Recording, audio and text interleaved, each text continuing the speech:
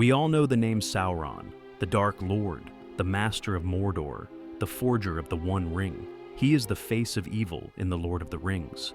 But what if we told you he might not be the darkest figure in Tolkien's vast legendarium, that behind the smoke of Mount Doom lies a deeper shadow, more ancient, more corrupt, and more terrifying than even Sauron himself?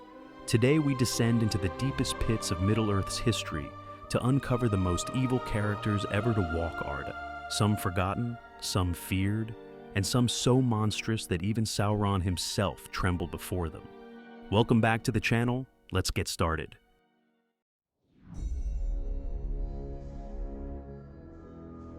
Before there was Sauron, there was Morgoth.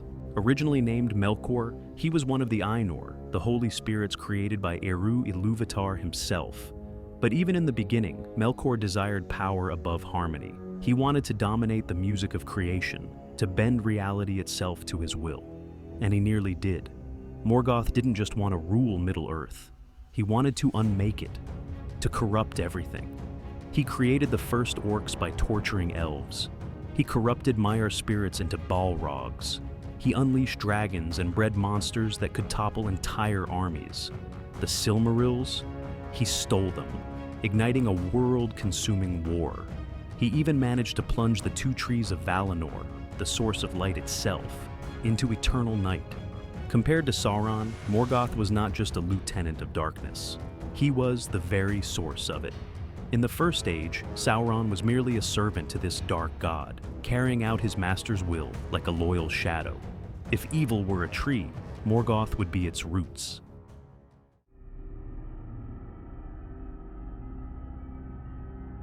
Next is a being of such profound dread that even Morgoth feared her. Ungoliant. Her origins are unclear. Some say she was a Maia, corrupted by her own hunger. Others whisper she came from the darkness outside the world itself.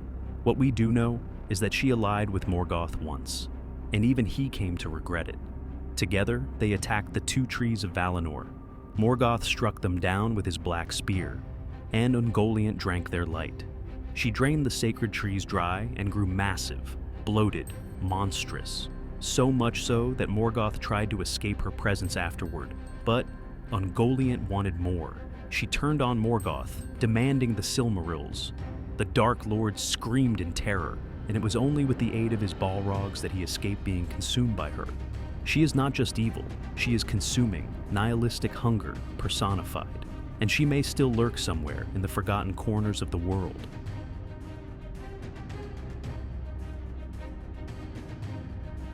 If Ungoliant was shadow and hunger, Gothmog was fire and death, Morgoth's greatest weapon and the feared lord of Balrogs. A corrupted Maia like Sauron, Gothmog led Morgoth's armies with ruthless power. He personally slew Feanor, the fiercest of the Noldor, and killed Fingorn, High King of the Elves, during the Battle of Unnumbered Tears. His final fiery rampage came during the fall of Gondolin, where he led Balrogs and beasts to annihilate the hidden city. Unlike Sauron's subtlety, Gothmog was raw destruction. No deception, only domination. Where he walked, legends died. He wasn't a king or a dark sorcerer. He was the executioner of the First Age, the flaming hammer of Morgoth's will. His name alone was enough to break the courage of elves and men alike. A monster of myth, and arguably more terrifying than Sauron ever was.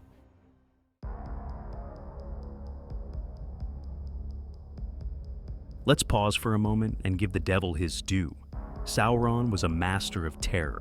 Originally a Maia of Aule, Sauron was drawn to order and control. He joined Morgoth out of admiration, and later became the second Dark Lord after his master's defeat. Unlike Morgoth, Sauron didn't want to destroy everything. He wanted to control it, shape it, rule it. He created the 9 rings for men, and thus, the Nazgúl. He forged the One Ring to dominate the minds of elves, dwarves, and men. He waged war across multiple ages, reduced Númenor to ruin, and brought Middle-earth to the brink of total darkness. But in the hierarchy of evil, Sauron is more of a manipulator than a destroyer. His evil is systematic, calculated, cold. He believed he was bringing peace through domination, which makes him terrifying, but also, paradoxically, more rational than the chaos of Morgoth or the hunger of Ungoliant.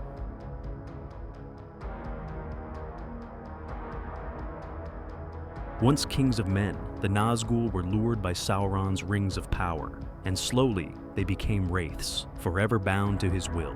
But their descent into evil wasn't just a loss of self, it was a choice. They accepted the rings, they wanted the power. By the time of the Lord of the Rings, their humanity is gone. They are creatures of fear and death, bound by eternal servitude. The Witch King of Angmar, their leader, was responsible for centuries of torment in Arnor. He crushed kingdoms, raised undead armies, and defied prophecy itself. The Nazgúl are not mindless. They are not puppets. They are willing slaves, willing villains, who embraced the gift of power and paid with their souls.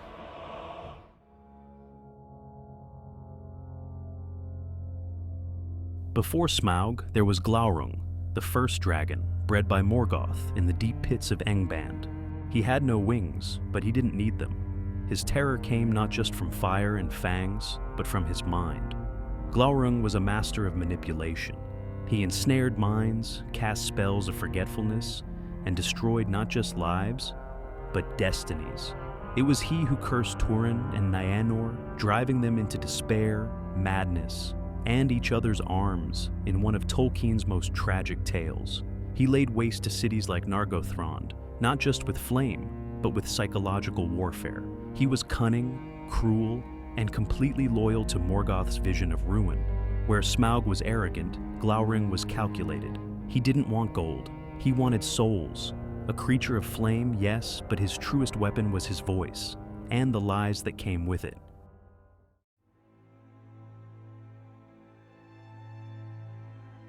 He had forgotten his own name. Once a man of Númenórean descent, he delved so deep into the dark arts that his soul withered. In time, he became known only as the Mouth of Sauron, a title, not a name, a vessel for his master's will. He wasn't a warrior or a sorcerer. He was far worse, a twisted herald who spoke with cruelty sharpened like a blade. At the Black Gate, he delighted in breaking the hope of the free peoples, spinning lies with the confidence of someone who believed Sauron had already won. Unlike Saruman, he never fell. He crawled willingly. His loyalty wasn't corrupted, it was fanatical. My master, Sauron the Great, bids thee welcome. He wasn't just a mouthpiece. He was a mirror, reflecting the doom that awaits those who serve darkness not out of fear, but devotion.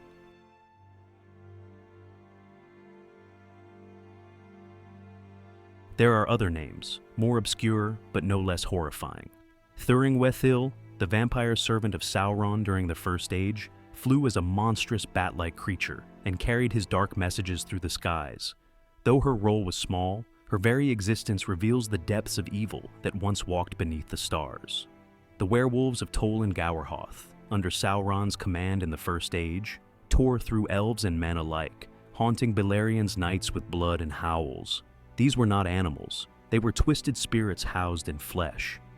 These servants of shadow were not only tools of war, they were extensions of malice, fear, and unnatural corruption.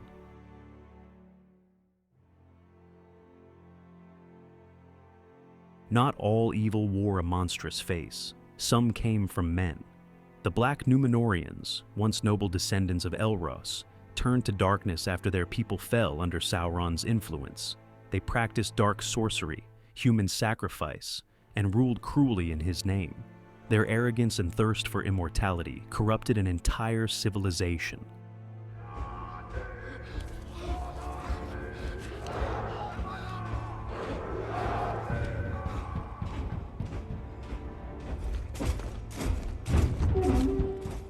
Then there were the Easterlings, tribes of men who joined Morgoth and later Sauron. Some were misled, others enticed by promises of power. While not inherently evil, the darkest among them became tyrants, torturers, and enforcers of the Dark Lord's will. Tolkien reminds us that evil is not only found in ancient monsters, it festers in the hearts of men when they surrender to fear, greed, or the desire to dominate.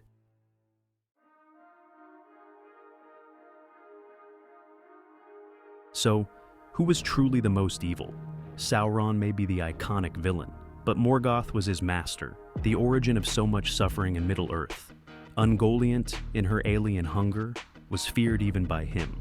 The Nazgúl were kings who gave up their souls for power, and the dragons and vampires of the First Age wrought terror we scarcely glimpsed in The Lord of the Rings.